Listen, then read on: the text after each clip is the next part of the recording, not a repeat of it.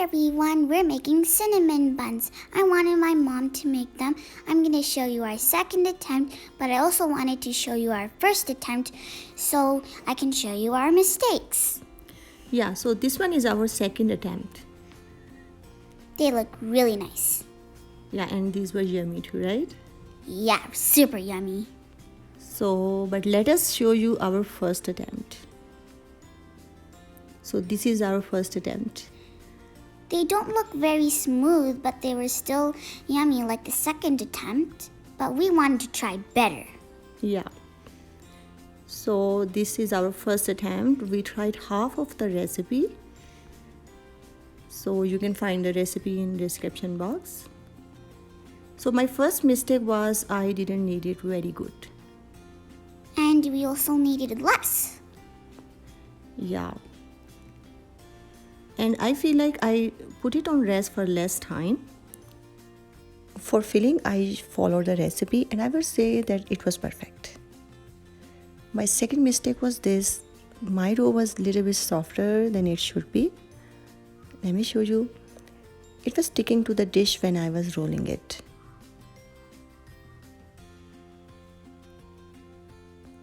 You can see the little buns I'm making. They're not in a very good shape.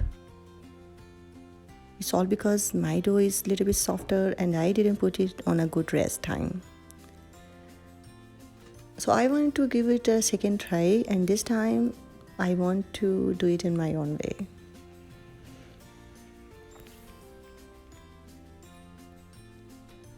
So this is my first attempt. So here I'm going to try it for a second time. And this time I knead it in my own way, in my pure South Asian way that we used to knead our dough every day for our flatbread. So I knead it very well and I put it on rest for about 2 hours instead of 10 minutes in my first attempt.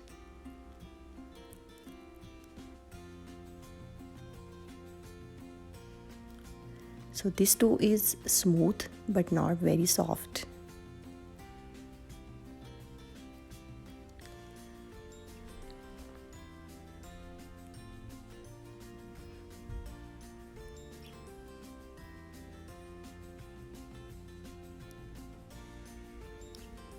For filling, I use the same method as in the recipe. Butter, cinnamon powder, corn flour,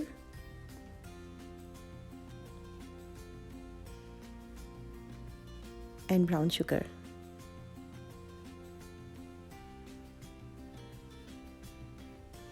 I also sprinkle some all-purpose flour and tap it. This make it non-sticky and it will give good layers in the cinnamon bun.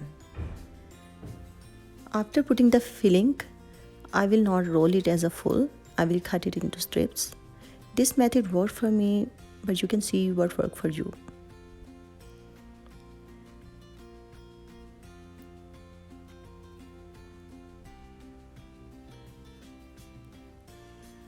So here I cut it into strips. It gave me more control on the shape and size.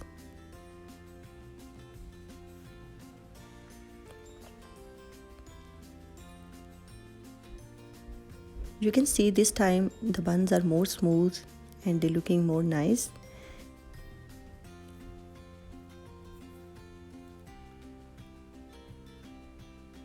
So here I have made all the buns. Let me show you what I did on the ends. I just smooth the end with my finger like this. It's good to press them so that they have room to bake and become fluffy.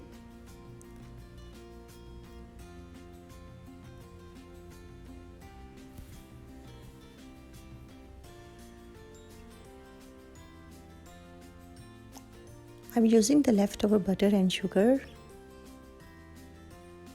on the buns to give them a good color and taste.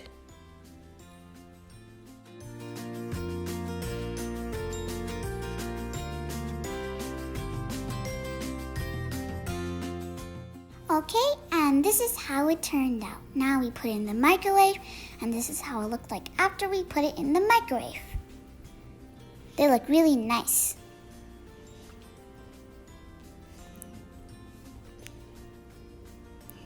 Okay, now we're gonna put these ones in the pan. Let's see how they're gonna turn out. Well, in the pan, they are gonna be more crispy than the microwave oven. They look really nice too.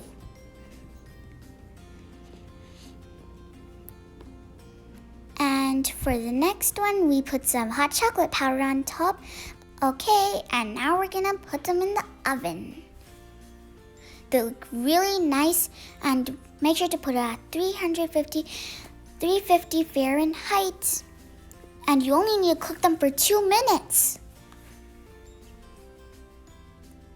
They look really nice to eat. I can't wait to see how they turn out.